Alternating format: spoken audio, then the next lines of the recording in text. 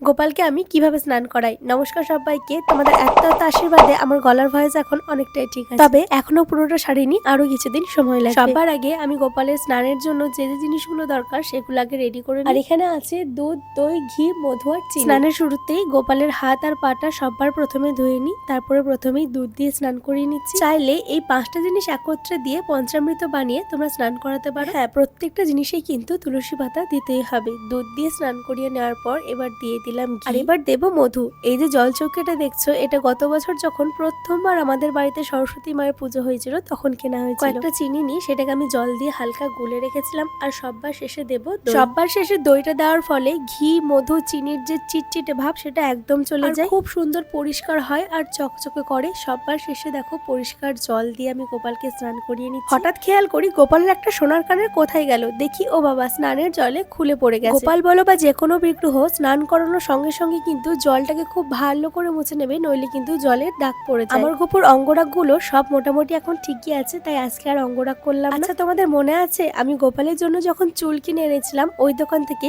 এই জামাটাও কিনে এনেছিলাম, আর ইচ্ছা হলো আজকে গোপালকে এই জামাটাই পরাই। আমি কিন্তু প্রত্যেকবারই গোপালকে স্নান করানোর পরে পরেই ভোগ নিবেদন করি, কারণ স্নান করলেই বড় হোক বা ছোট আমাদের সকলের খিদে পেয়ে যায়। আর এই হলো তোমাদের সকলের প্রিয় গোপুর আজকের সাজ। কেমন লাগছে আমাদের গোপুকে কমেন্টে কিন্তু জানিও।